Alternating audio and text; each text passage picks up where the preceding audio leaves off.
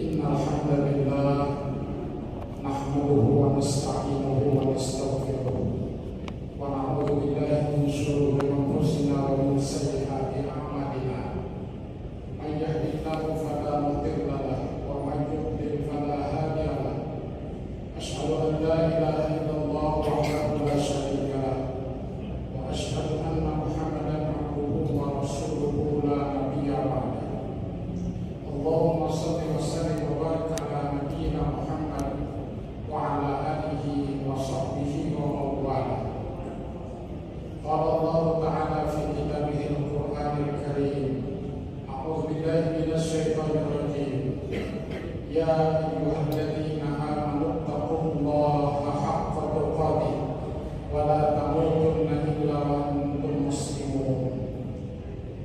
Ma'asyiral muslimin jamaah Jumat rahimahullah.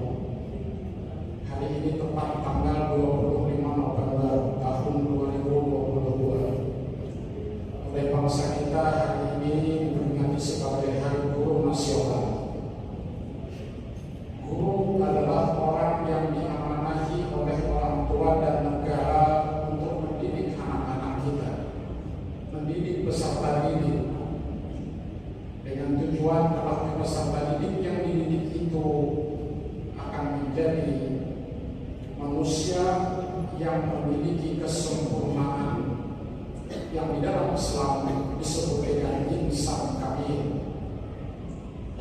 Secara sederhana, insan kamil itu dapat kita terjemahkan sebagai manusia yang memiliki kekuatan dan kesehatan fisik jasmani, memiliki iman dan takwa kepada Allah, memiliki intelektual yang bagus, keunggulan intelektual, dan sekaligus memiliki keanggunan moral atau akhlak.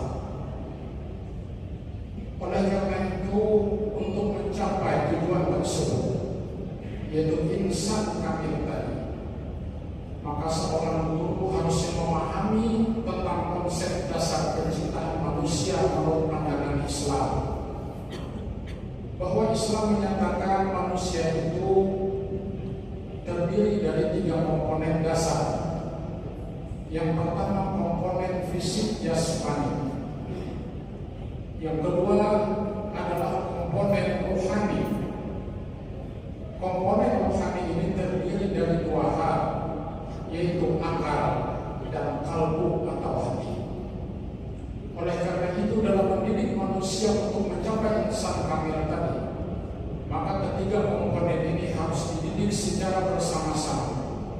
Jasad fisik itu harus dididik, otak, akal harus dididik, dan juga hati harus dididik. Oleh karena itu, di dalam Islam dikenal ada 3 komponen pendidikan yang tidak boleh ditinggalkan oleh setiap pendidik atau setiap guru, mata pelajaran apapun yang dipegangnya, yaitu yang dikenal dengan istilah tarbiyah, ta'lim, dan takdim. Ketiga ini bertolak dari konsep dasar penciptaan manusia tadi yang terdiri dari unsur jasmani, akal, dan hati. Tarbiyah itu adalah proses pendidikan untuk mengembangkan, untuk memelihara fisik jasmani. Karena itu di sekolah-sekolah ada mata pelajaran pendidikan jasmani, olahraga, dan kesehatan agar kita memiliki fisik yang kuat, fisik yang sehat. Itu adalah proses tarbiyah. Barangkali kita di sekolah melihat anak-anak didik kita suka memanjat-manjat tempat yang tinggi, lalu kita cegah, kita larang agar dia tidak terjatuh. Mencegah anak tidak terjatuh agar fisiknya tidak cedera, itu adalah bagian dari tarbiyah.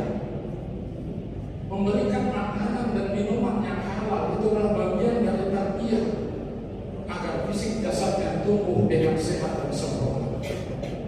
Yang kedua ada yang disebut dengan taklim, atau istilah lain disebut pula dengan pengajaran.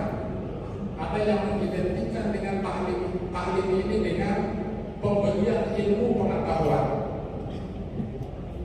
Dan kita menyadari bahwa sampai saat ini barangkali termasuk di lembaga-lembaga pendidikan Muhammadiyah, guru termasuk guru agama lebih banyak memberikan ilmu kepada peserta didik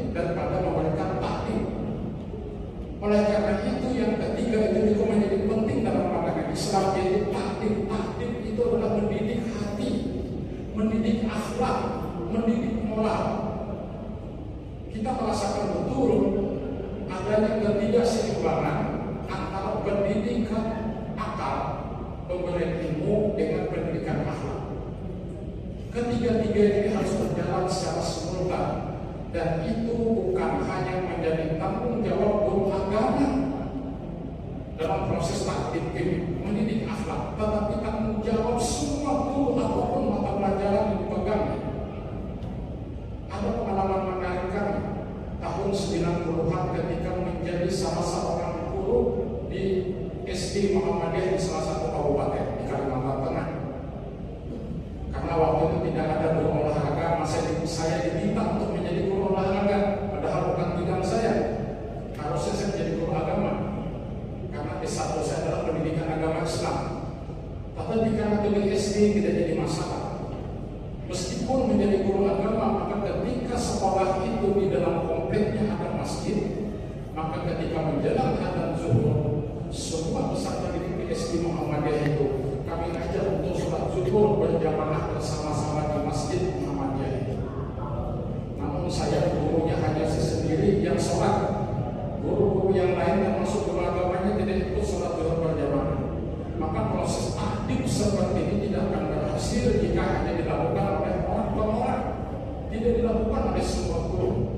Oleh karena itu, mendidik anak-anak, mendidik moral, mendidik akhlak, mendidik karakter, sekali lagi menjadi tanggung jawab semua guru, bahkan seluruh aparat pendidikan yang ada di sekolah. Zaman dulu, ketika anak-anak kita diberikan hukuman fisik oleh guru, termasuk kami pribadi, pernah dipukul dengan rotan oleh guru dengan sapu lidi. Kita tidak berani melaporkan pukulan itu kepada orang tua kita di rumah.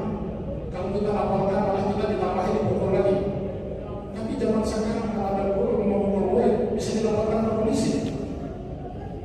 Inilah berangkat sekarang ini menjadi guru, jadi serba salah. Ingin mendidik anak dengan kekerasan yang berbau fisik itu tidak boleh. Sementara pada zaman dulu itu cukup efektif. Yang penting tidak sampai mencederai fisik anak didik kita. Oleh karena beratnya tanggung jawab guru ini, maka Islam memberikan penghargaan yang luar biasa kepada setiap guru yang menjalankan tugasnya dengan sungguh-sungguh. Dalam salah satu hadis yang sering dibacakan, pernah Rasulullah Sallallahu Alaihi Wasallam bersabda, "Idza mata ibnu Adam inqata'a amaluhu illa min thalathin, shadaqatin jariyatin aw ilmin tafa'u bihi aw walidin shalihin yad'u." Apabila seorang anak Adam meninggal dunia, maka putuslah hubungan amalnya dengan dunia ini kecuali 3 hal. Pertama adalah sedekah jariyah, yang kedua adalah ilmu yang bermanfaat, dan yang ketiga adalah anak soleh yang mendoakan kedua orang tuanya. Dari ketiga hal yang disebut amal jariyah, jariyah itu artinya mengalir. Berarti amal jariyah itu adalah pahalanya yang terus mengalir, tidak akan pernah putus-putus. Meskipun orang yang melakukan sudah meninggal dunia, di situ disebutkan adalah ilmu yang bermanfaat. Oleh karena itu yakinlah bahwa tugas kita sebagai guru asal dijalankan dengan sungguh-sungguh, dengan penuh tanggung jawab, dengan keikhlasan, maka menurut hadis itu sesungguhnya sepertiga tiket surga sudah ada di tangan kita. Bayangkan berapa ratus bahkan berapa ribu murid yang sudah kita ajari. 1000 dan 1010 orang saja mengamalkan ilmu kita, maka 10 orang itulah yang menjadi pengalir pahala untuk kita di alam kubur. Barakallahu li wa lakum fil Qur'anil azim wa nafa'ani wa iyyakum bima fihi min al-ayati wa dhikril hakim wa taqabbalallahu minna wa minkum tilawatahu innahu was-sami'ul 'alim.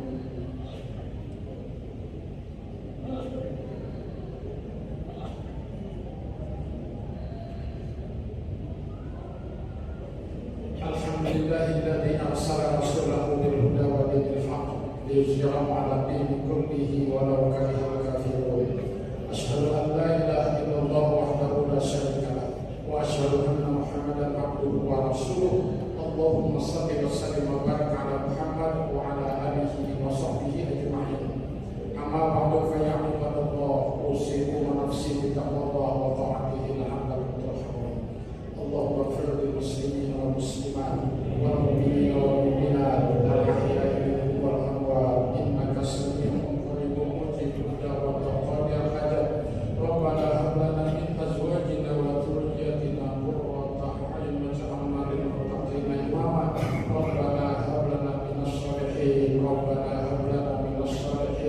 ربنا هب